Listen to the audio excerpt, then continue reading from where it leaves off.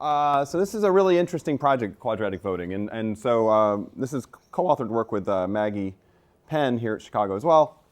And so Maggie and I, just as a little brief background, we are what we call formal political theorists. We work on social choice and game theory. And so what I'm going to briefly talk about pretty quickly, I think, is just actually how you would, some issues that are raised with regard to actually implementing quadratic voting from a political standpoint. Really quickly, what I'm going to do, talk a little bit about this, the manipulation through splitting oneself. And in particular, I'm doing that sort of pedagogically to sort of, in a sense, amplify some of Glenn's points with regard to whether it's important or not. And in particular, I'll use it to show you that basically it really indicates that collusion is the real problem, that this kind of manipulation is arguably not worrisome. Although I'm going to make a big assumption that Glenn will like to make that possible. But anyway, then I'm going to look at how quadratic voting affects inequality. And in particular, I may talk a little bit, go a little bit off the path a bit to talk about why I think this is a worry for the credibility of this institution in a political environment. I'll talk a little bit about actually an argument in favor of allowing manipulation because it will reduce inequality. And then finally, this is where I'm really going to maybe hopefully get there pretty quick and talk about this. What I work on is a lot about incentives by political institutions to people to actually work in favor of developing good policy and so forth. And quadratic voting, it turns out, offers some pretty strange incentives in terms of if we believe that there's a quadratic voting mechanism and people are going to come to it and say, I have a proposal, let's use quadratic voting for it. And then finally, I'll talk a little bit about fairness at the end. So just really quickly, I don't actually need this notation. This is the first, and maybe to be honest, last time I'm ever going to give the talk, so these slides are horrible in a sense, but they're here to remind me. One thing that's key here, the two functions I'll talk about a lot, beta of n is what I'm calling essentially the scaling factor, okay? And I don't know where I got that out of the 8 papers that Glenn's written on this stuff, but beta is that. And then R of n is the expected rebate that an individual will get given that there are n people playing with this beta, okay? And so that's just this, okay? And that's going to come back a lot. So manipulating through splitting is obvious, and by the way, feel free to interrupt with questions or just cries of heresy. Manipulation through splitting, of course, is an obvious route of manipulation here because of the convexity of the cost function, strict convexity. And so the incentive to manipulate in this way is strict in both ex ante and interim terms. Okay, so one thing that we sort of lay out in the paper a little bit more is sort of like maybe some thinking about the incentives this provides in worlds of the mechanism designer, ex ante uncertainty, and the individuals, which would be interim uncertainty. So I'm uncertain about what you have, but not about what I want. And then what's interesting about this choice is basically when I started diving into it, I got to think about what are the incentives to split. I was just sort of up late one night, and I was like, oh, wait, it's really going to matter sort of what we think the clones, after we split, how they behave, right? That's going to be clearly important. And so I'm going to go quickly through 2 situations there. One is in which my clones are, they're like ducks. I raise them for a little while, and then they go off and swim all on their own. And the other one is more like the mafia, where I bring them into the family business, you know what I mean, and we execute some binding agreements, and or they're family spirited, whatever. In equilibrium, they're the same. So okay, so a lot of math, but anyway, nothing really interesting. The one thing I will point out here is that what's kind of interesting when you think about, I don't know if it's that interesting or not, is that you have to think about the epistemological foundations here, the information sets, right? If people can split, are people aware of it? There was a lot of discussion on this in the previous, or after Glenn's talk, sort of, well, if I'm manipulating, do I think about other people manipulating? More on the collusion side. And so technically the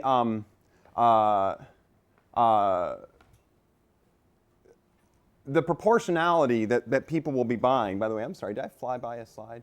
Yes, I did. I apologize. Like I said, first time giving the talk. I'm assuming throughout, giving QV the best setting, I'm assuming everybody is voting linearly, okay? That they're buying votes in proportion to their utility. Because I'm not, is Glenn here? Okay, I thought you got left that. Okay, now I'll be more careful what I'm saying. No, I'm not actually interested in the efficiency of QV. I'm just not, okay? That's not, to me, I'm willing to grant it, okay? Because anyway, there's right, like I don't think we use majority voting because it's efficient. Anyway, that's a different conversation, preferably over a drink. So I'm going to assume that they're voting linearly. So we've got efficiency. Okay, and is that an equilibrium? No, but as Glenn I think really touched upon, there's lots of good reasons to believe that people are probably going to play that way from laboratory experiments, and also there's good reasons to believe they're not playing in equilibrium anyway. So if we allow splitting, one thing that's interesting is whether that proportionality would change, okay? And how it changes is really a function of whether everybody else knows that not only splits occurred, but actually that there were splits, right? Because if they know that there were splits, then they know that the k new people all have the same utility, and so they will all be voting the same way. And if they know all of that, then the proportionality will not change. So beta will be equal to beta of split. Okay, and in that case, it's just trivial to show that splitting's always a good thing. I don't know, and to be frank, I don't really know if I care about, is there ever a situation where beta split would actually go up? I don't know, but if not, then it's always beneficial. Okay, so moving on, and the interesting thing there is, since beta split is equal to beta, the efficiency of everything is going to be bought when it's efficient and not bought when it's not. Okay, so that's great. So that kind of independent splitting has no effect on efficiency given our assumptions. Okay, but if they collude, as we sort of talked a little bit in Glenn's talk, when they collude, obviously efficiency can be broken, and that's because, in effect, the group of people are jointly internalizing their rebate, right? They're buying votes at a lower cost. Okay, and so we may or may not, if we only get some people jointly maximizing after splitting, we might not have efficiency. Again, I don't care right now. But I just pointed out because I think other people care, a lot of you, right? So it might affect the efficiency then. Okay, and so the point that I wanted to raise with that, again, is that essentially this points out that the real problem, if we allow this kind of manipulation, is whether, in fact, after the splitting there is collusion. Okay, so I think that practically speaking, I work more on the sort of bureaucratic legislative side of things. I think there's actually good examples out there that, in fact, this kind of splitting can occur. There are analogs to it in the real world. And more importantly, that the ways in which they occur are probably endogenously correlated with the situations in which it's also credible to impose some sort of collusive agreement, right? So for whatever reason, right? And so again, we see people funneling campaign donations through one's children. Like a 3-year-old gave like the maximum to Hillary, I think, earlier this year. They returned it. It's not clear, by the way, whether that's legal or not. I mean, if the 3-year-old had the money, which it's not clear if that's legal, as a dad. And then apparently you can create wholly owned subsidiaries to lower taxes in special situations. Again, these aren't voting, but it's the idea that people look at membership and enfranchisement and think about manipulating it. And appointment of inside directors in a corporation is roughly analogous. Again, all of these situations are just meant to think about situations in which the clones you create are probably going to be quite easy to collude with. If we think about just really quickly who would split and how many times, again, if everybody splits ex ante, right, if you have to split before you know your type, then obviously the optimal number of splits is going to be identical for all the people. Again, throughout this, I'm just using the baseline, very nice case where types are IID, private values, environment, okay? All the interesting politics in a sentence is set aside, that's fine. And of course, the number of splits would be increasing in beta n, which is the marginal pivotality, and then essentially if they're playing roughly close to equilibrium. It's also going to be decreasing in the size and in the cost of splitting. That's really uninteresting, but I think that's kind of neat to think about in terms of the sort of the path we were all walking through collectively in the Q&A a few minutes ago. Thinking about situations in which people are trying to manipulate or something, these comparative statics kind of provide some way to validate that maybe. I don't know, just spitballing. If it occurs in interim after you learn your UI, then again, interesting comparative static is that you're going to find that the people who manipulate intuitively are going to be those who have higher utility, right? And because they're about to pay more, so they have more incentive to do it. It's also going to be increasing in this beta n. I don't know if that's interesting or not. And it's decreasing again in n and k. Okay, so the only real difference here is that if we see correlation between votes and splits, we know that splits are occurring in the interim. So moving really quickly on to the stuff I think is a little more interesting. And I just set that all up in a sense to set up, sort of a Machiavellian kind of like maybe we want to allow manipulation. So quadratic voting achieves budget balance and efficiency by transferring wealth between individuals. Okay, and so it turns out QV can and generally does affect inequality within the group. I mean, by generally, I mean with probability 1. And so I'm going to really quickly talk about 2 different kinds of inequality. In the paper, I talk about Maggie and I do a little bit of payoff inequality. the question, again, is always like, how do you want to account? Is wealth inequality, which is just the inequality of the transfers, right? Is that actually what we are going to be able to measure and the only thing we're going to be able to measure? In a sense, you could argue, no, we can measure everything if QV is working, right? Because ex post, we found out what the UIs were. But anyway, for the purpose of the talk, I'm just going to focus on the original inequality, which is the Gini coefficient of the private values. And again, you got to fix it, right, somehow. It's arbitrary, but I just take the min of whoever's there so that everybody's utility or transfer is positive. Again, that Gini is not invariant to that choice, but time waits for no man, had to have a paper, so we're going to do that one. Okay, and so the wealth inequality, again, is just the observed inequality of the net transfers after the thing is run. Okay, and so I just ran some simulations. I'll talk in a minute about, we can say a little bit about it theoretically, but I thought it'd be interesting just to run it. So I ran these are with 20 voters, and these were 200. So that's, again, the scale that I think if we were thinking about implementing this in terms of a public policy, that's the number that you're going to have. We're never, just to be completely, at least maybe I'm one of those guys like in the late 19th century apocryphally, they recommended shutting down the patent office because they're like, we've got no new ideas. Imagine if they had, we wouldn't, right? If you're a really strong believer in IP. Anyway, so I can't imagine we're ever going to use quadratic voting for mass elections. It's just not going to happen. And if it does happen, maybe I should go short myself. I don't know, maybe like perverse incentives. But I can see it being used. In a sense, I'm not being negative when I say that. I just think that this is going to be used for smaller groups. And so I think these are relevant sizes. Anyway, what this compares for the top row is when the mu is equal to 0, and for the bottom row, mu is equal to 1/8. Okay, so this is the case where we really don't know ex ante. This is the case where ex ante, especially with 200, we could probably just go ahead and just implement it because in expectation it's good. Okay, but and we got a lot of people. On the x-axis is the original inequality, ranging, again, scales don't really matter here, from 0.28 to 0.38. And then on the vertical axis is the wealth inequality. And so we see initially, which is sort of what got us interested in this, is that original inequality is inherited by the wealth inequality. Okay, and that's not that surprising, but it suggests like something that's interesting about QV, which is, again, if we start thinking about interim, what kinds of situations are we going to go? Are we going to see people saying, you know what? I think we ought to use quadratic voting. Okay, and that's because we know who's getting the transfer. Who likes inequality in this world, in the interim sense? Who's the person, the voter, who loves inequality? The guy who has no preference whatsoever between the proposal and not, right? His UI is 0, he's going to pay nothing. He's going to get a rebate, okay? That inequality there is basically him getting rich, okay? It's also some of the extreme demanders getting poor, but a few of them getting really poor, like they lose and they get a huge payment, okay? And so again, this is the idea, as just generically, as your utility goes way up, your transfer is going down, your net transfer, right? And the peak here is the second moment of the distribution of private values. Okay, that if you know your type is 0, right? Then you are like, I know with a fairly large population exactly how much I'm about to get, okay, from everybody else, which is basically the second moment of their types. Okay, so we'll come back to that in a minute. So if there's no collusion, allowing splits actually reduces inequality.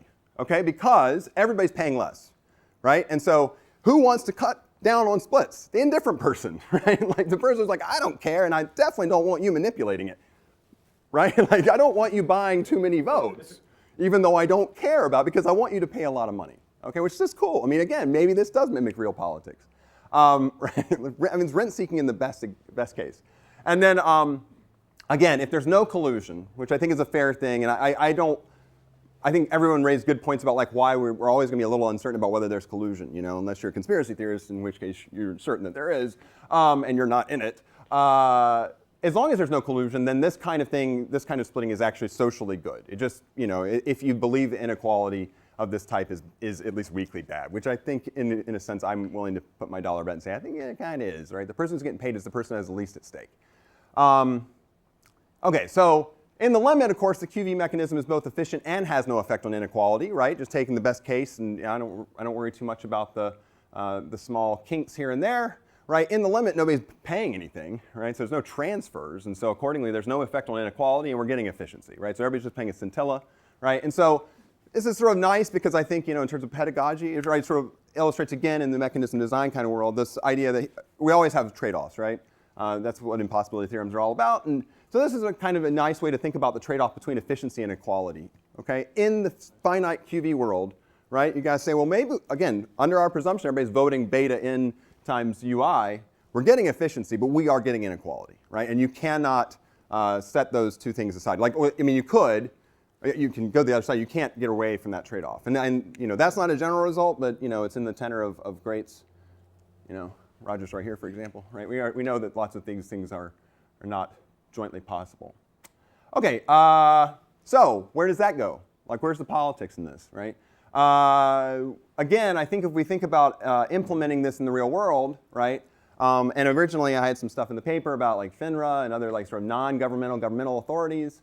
If we think about implementing this, there are two things that immediately come up to me. One is the idea that if we did this across time and we do have some sort of budget constraint, right, then the people who early on have no preference about the proposals, right, they're going to get really rich, right? So I'm just waving my hands here. But if there are budget constraints, right, and you could set the agenda early on, you're going to do this a lot of times, you want all the things you're indifferent about early, right, because you're going to get a big war chest. I don't know, thought-provoking. It does not sound like the way I try to organize faculty meetings. But anyway, right, I try to get those off the agenda. Maybe I should use quadratic voting in the political science faculty meetings and fires in the streets.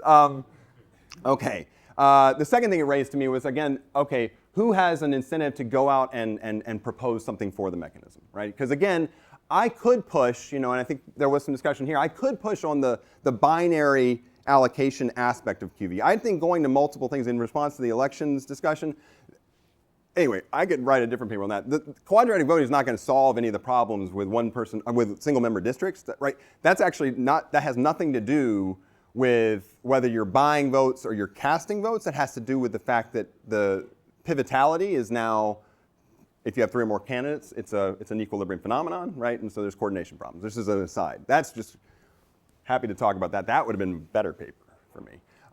So I'm not going to push on the binary aspect because I think this is a hard enough and interesting enough problem. But again, you got to think about where this thing comes from, okay? And so suppose that we have this person, pi, who knows, basically has a set of potential proposals he could offer, he or she, and suppose that he knows his own type, his or her own type, all right? He knows the distribution of types for everybody else, right? And therefore he knows mu p. Let's just assume it's uniform, right? The expected profit, again, from considering any proposal p is it's proportional. This beta squared n is there, but assuming n is not a function of the proposal, right, which would be interesting to throw in there, but not that interesting, I think. It's just proportional to the second moment of the distribution of private values for that particular proposal, okay?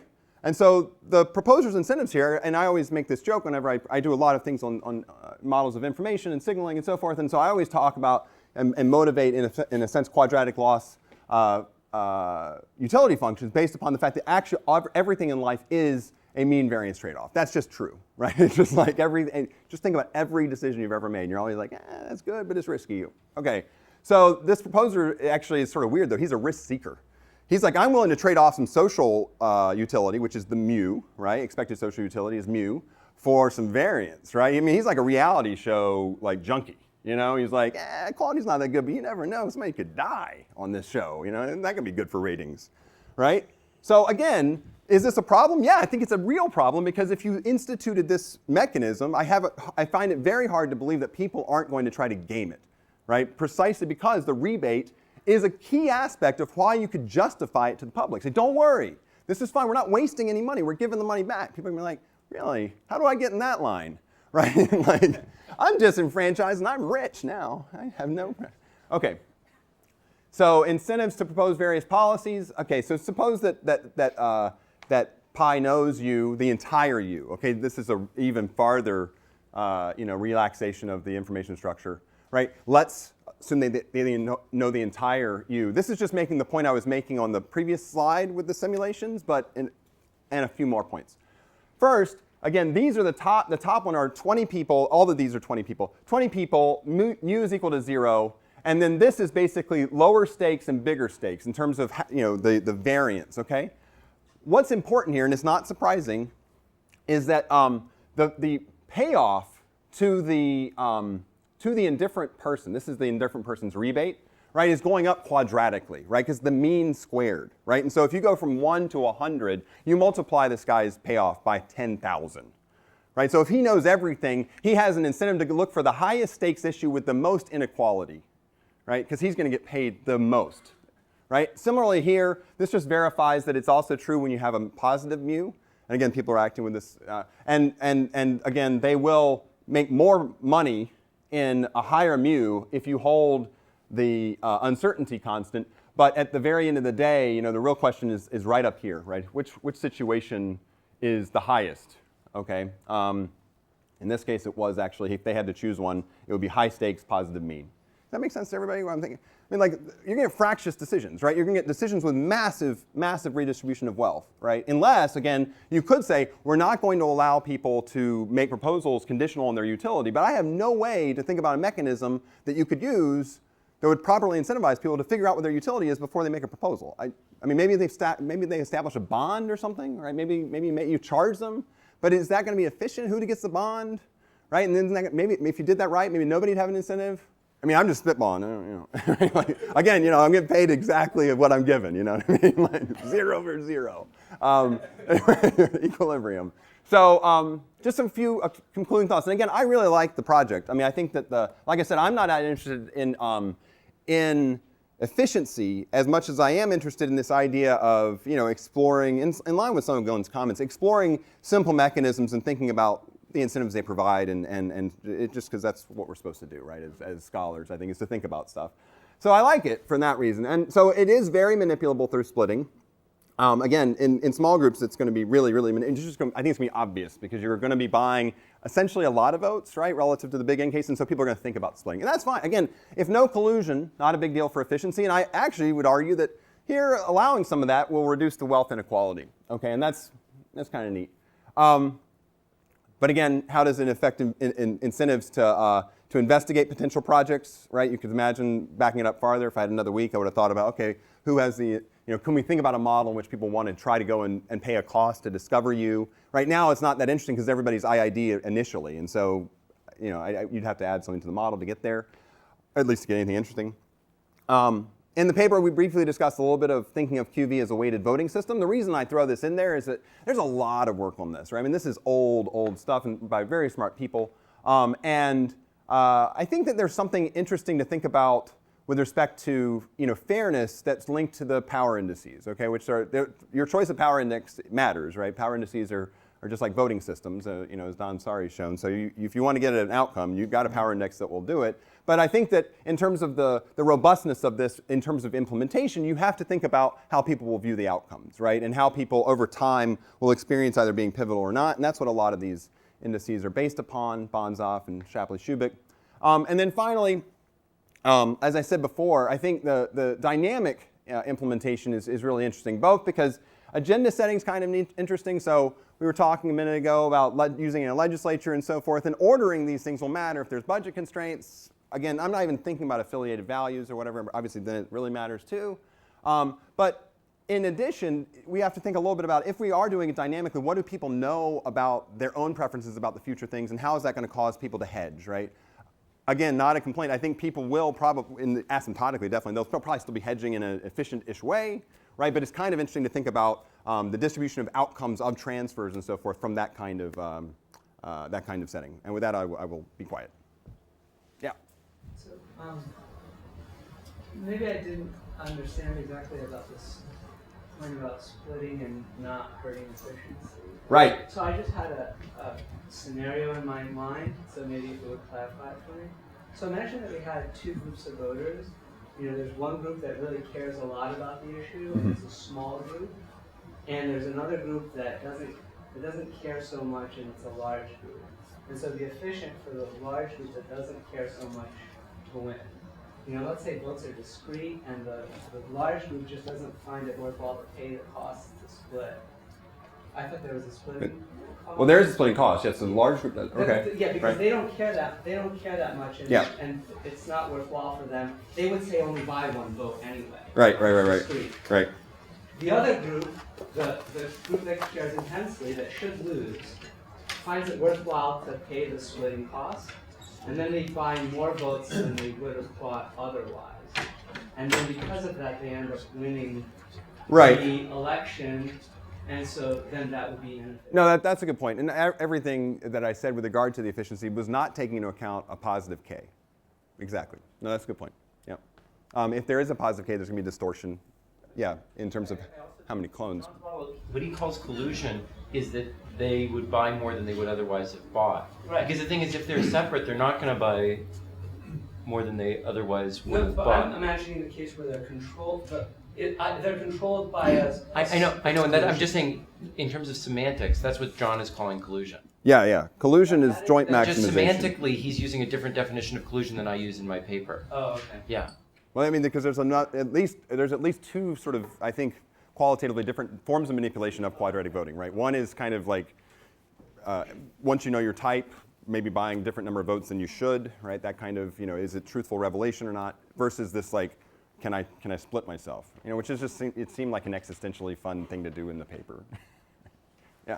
You raised the issue of whether this would ever really happen. I think there are lots of different issues there, but in terms of the being applied to big scale political issues, I think it's a lot more plausible to have things that are kind of advisory. And the thing that does to the strategic issues is suppose you have some that if you have quadratic voting where people are paying real money for only a chance of having an effect on policy because it's only advisory, that's going to change the incentives. But if you do the NGA thing where the trade-off is a part of your vector vote over policy, so the whole thing all has the same probability of having any effect for the most part, and then even though there's only a small chance that advisory voting would actually affect things, you still have pretty reasonable incentives. So I think there's this big difference between paying real money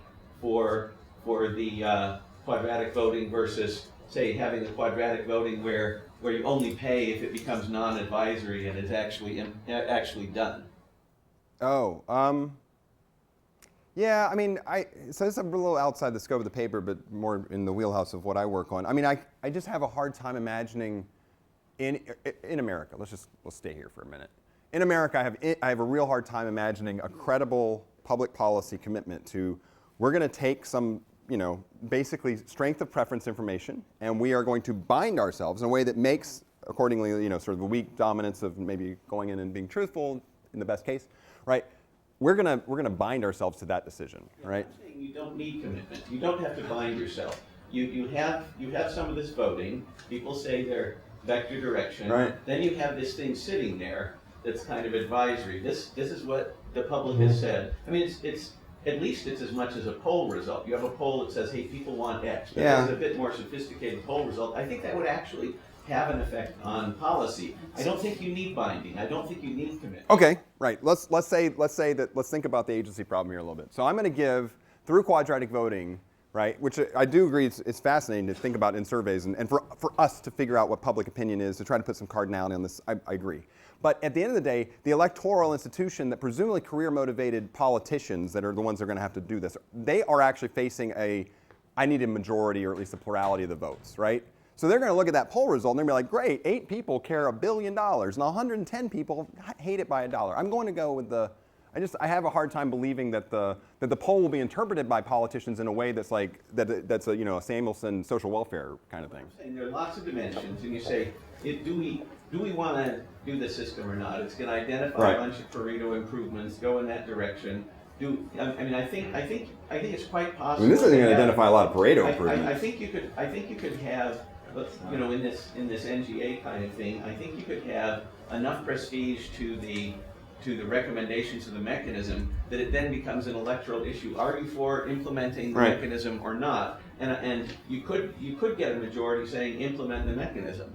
It's kind of as soon as it becomes a kind of a bit in the direction. I mean, it's a little bit like these base closing commissions. You have a base.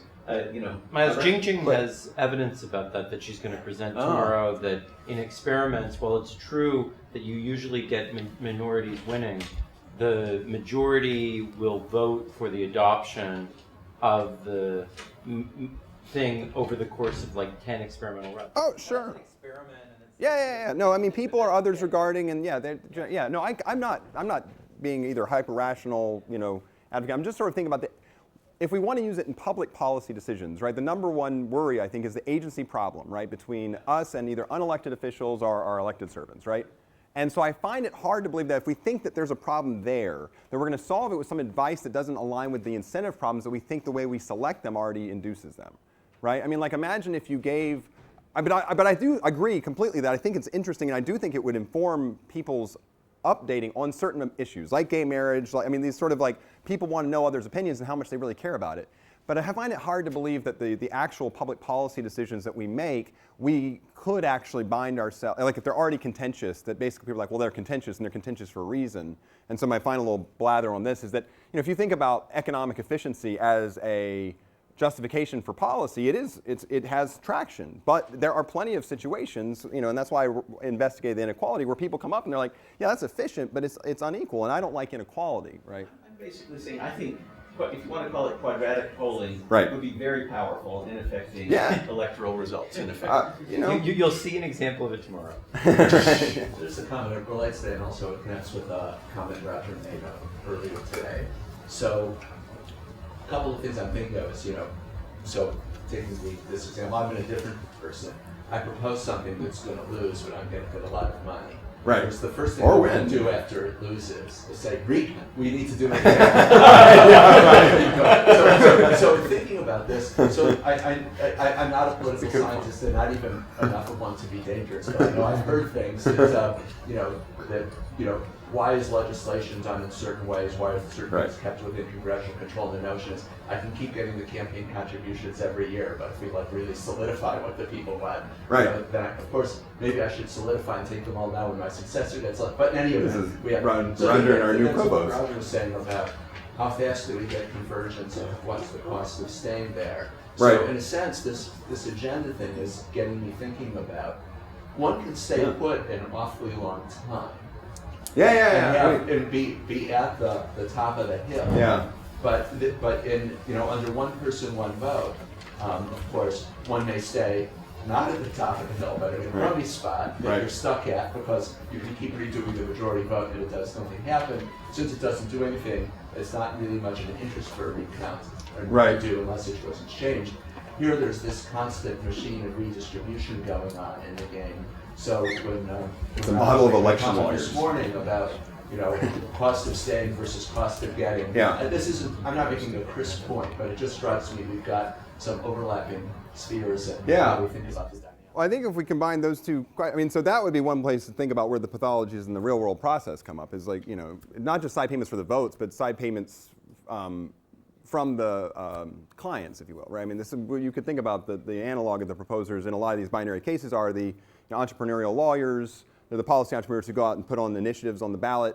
And that actually, there's a little empirical evidence for you, right? So lots of states allow initiatives, and in most states, if you have enough money, you can get your initiative on the ballot. The evidence is very strong that you cannot get it approved on the ballot using money, but you can use money to get it on the ballot. And the people who do that, if you go and look at a lot of them, they are people who have strong financial interest in particularly the industry that they want the referendum, the initiative passed on, right? So that's strong UI leads to proposals. Yeah, Glenn. Two things. First of all, I think that the agenda issues under one person, one vote are really pretty severe. I just want to make sure that people are aware of the sort of agenda issue that comes up. If you really have a choice among all possible proposals, one very good thing that one can propose under one person, one vote is define some majority group of which is 51% of the population and of which I am a member. Propose that we kill all other people and take their wealth and whatever else. I'm not saying that people actually do that, but I'm saying if you stripped it down to a pure instrumental rationality model, that is the conclusion you would get about what would be an optimal agenda. And in fact, you can iteratively do that. So you can. Right. And in fact, there's a beautiful quote from the Nazi era about first they came for these guys, but I wasn't one of them, and then they came for these guys, and then they came for me. And that's the sort of thing that can happen under one person, one vote. So that's the first thing I'd say. The second thing is that, by contrast, I didn't talk about it in this paper, but actually in a paper with Eric, we do talk about it, that there is a system, maybe contrary to what John was saying, that you can use for agenda sending under QV that can precisely avoid these types of things that John was talking about, because I am concerned about his issue. And it's as follows. So in most referenda system, you have to get a certain number of signatures to get something onto the ballot. You can do a quadratic voting version of that, where basically in order to get something onto the ballot, the sum of the square roots of money put in escrow has to pass the threshold in order for something to get on the ballot. That money in escrow must be voted in favor of the initiative, conditional on the initiative getting onto the ballot. So that money goes immediately into buying votes, conditional on it getting on. If it doesn't get on, you can get the money refunded to you. That sort of a mechanism makes it impossible for people with moderate utilities to get things onto the ballot because they're not going to be willing to commit enough to pass that threshold. And if they do commit enough to pass the threshold, they're going to have spent more than they get refunded back through the voting process. So well, wait, that seems to presume, again, it's bonds will solve a lot of things here, but then the question is, like, you lose some efficiency perhaps because you lose where the bonds go, right? But I don't think but let me really quickly say, but it seems to be your story there more empirically realistic than just this setting seems to suppose that you want to have it passed, right? So this guy, he basically would want it to have it fail in your system because he's like, you get it refunded if it loses. Refunded if it doesn't get on the if it doesn't get onto the ballot. Oh. You get back the money you yourself Okay. paid. So then you lose or gain nothing. Okay, sorry. And the bond thing, like the bonds go towards paying for your votes. You're just basically saying, look, I'm voting in favor of this thing. It's just like a signature on a petition, but in a quadratic voting system. Well, wait, how does it not get on or get... So you've got a proposal... Anyway, we'll talk offline, but it doesn't seem to make sense to me because the fact is, how does it not get on? So you're going to vote over whether you're going to vote over it? That's cool. You get past the threshold to get onto the ballot. But you either buy it or you don't? You put money into escrow, you commit if it gets onto the ballot that you're going to vote in favor. But how does it get onto the ballot? That's what I'm asking. Where are we going to quadratically vote over? Threshold. You have to pass the 10,000 people when you get $10,000. Oh, that's easy, man. No, that's fine, right? Because, again, you got to model the process of, how these other people show up, right?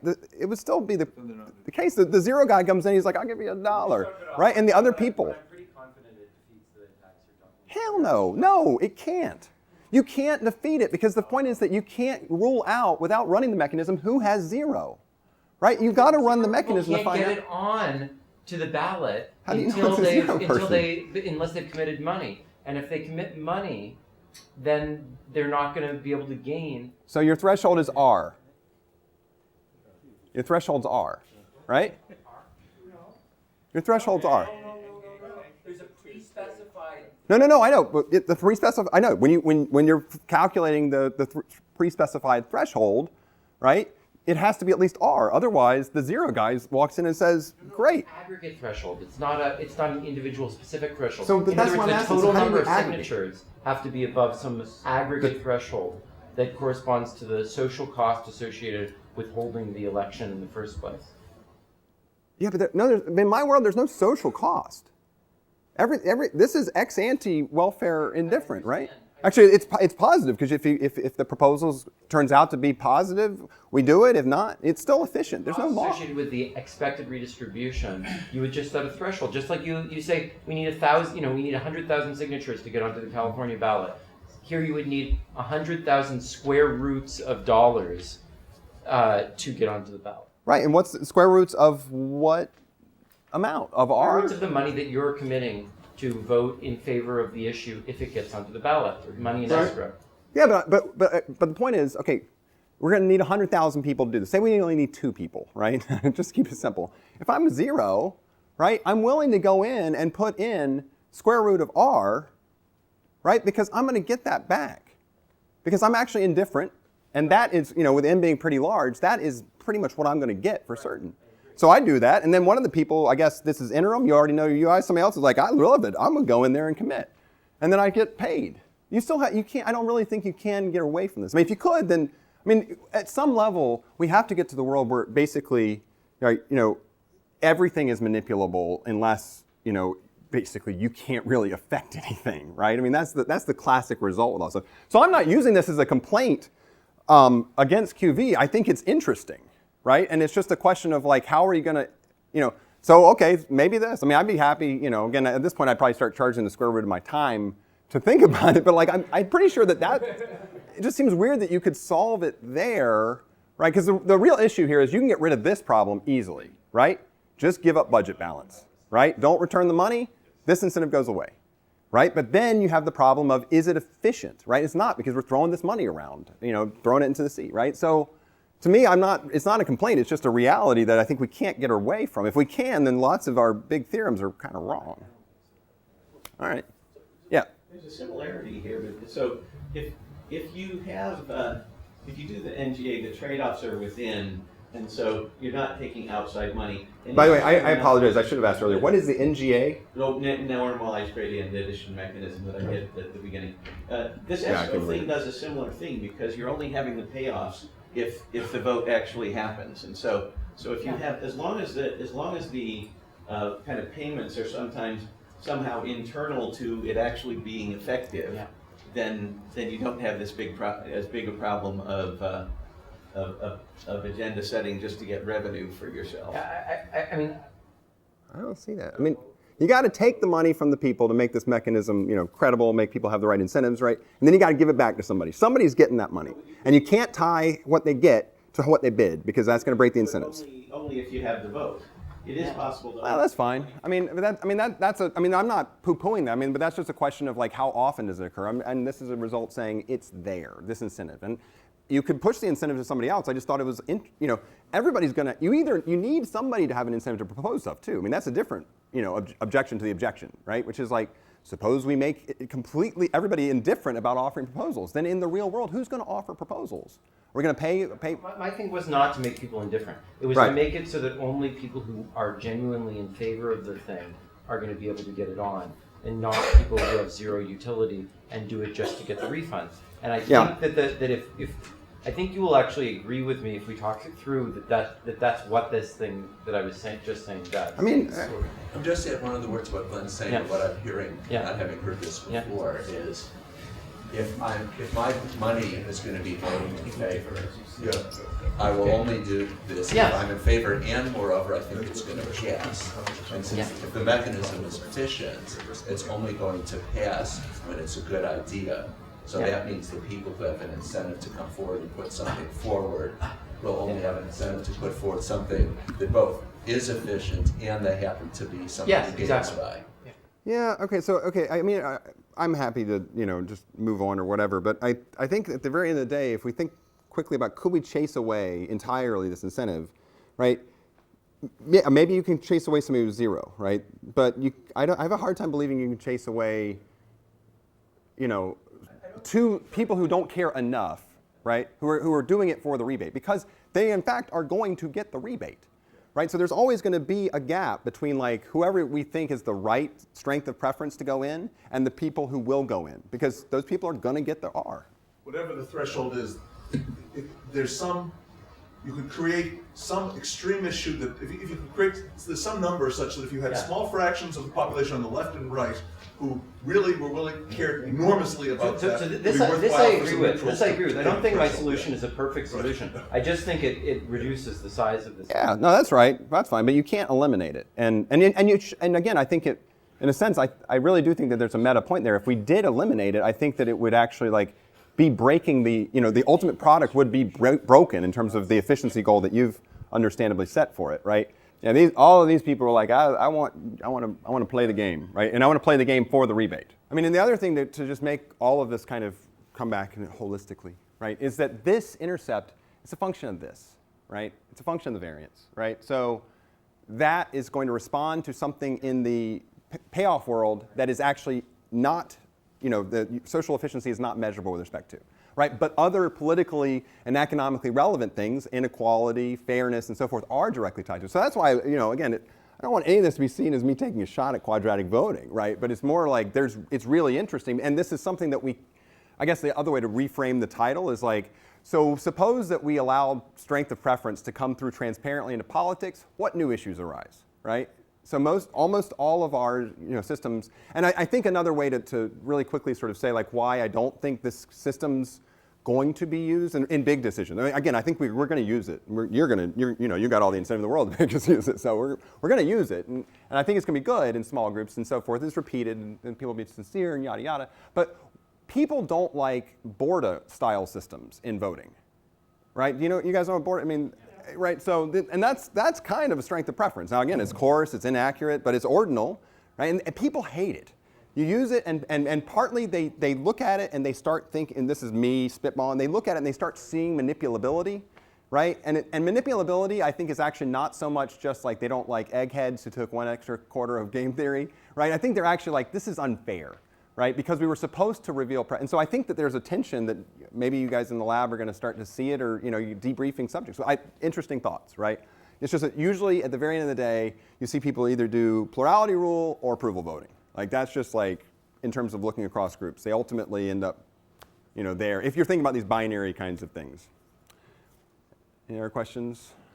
If not, yeah. So it is interesting thinking what the corresponding thing to proposing the controversial thing is, right, in the normalized gradient addition mechanism. So if you can propose something you don't care very much about, but that's very controversial for everybody else, you can distract them from voting in the directions you care about.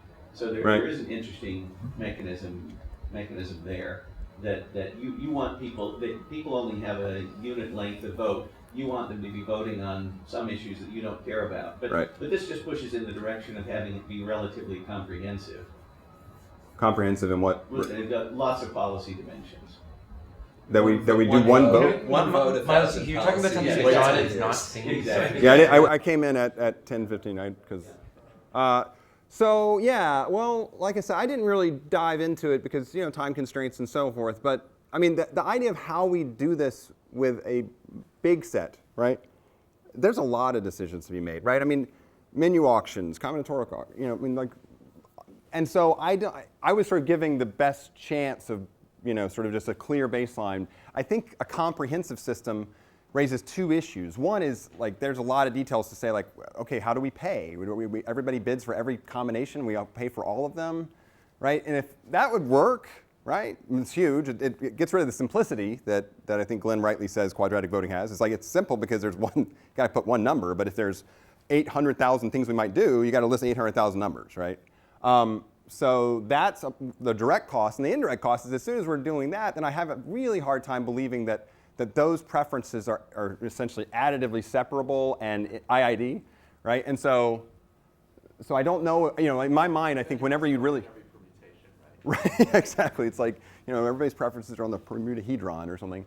And so, but again, I mean, I think that those are actually, there are good ways to use this to try to elicit information in these multidimensional environments. I do think that that's right. And so again, I don't want this to be interpreted as me sort of taking a poop on quadratic voting. It's more that I just think that the idea of its power is through transfers, right? And that is at the heart of it. And so those transfers, we just need to think about how people are going to evaluate the transfers and whether that's considered fair, this again would be the credibility issue, right? I think in terms of the credible commitment, it's not the mechanism, but it's the people to like, wait, who just got? Because again, even if it's not the proposers, guess who is getting a bunch of money, right? It's all the people who are like, I didn't vote, right? I mean, it's like, it's a rational choice theory of streams, right? All right. Oh, sorry.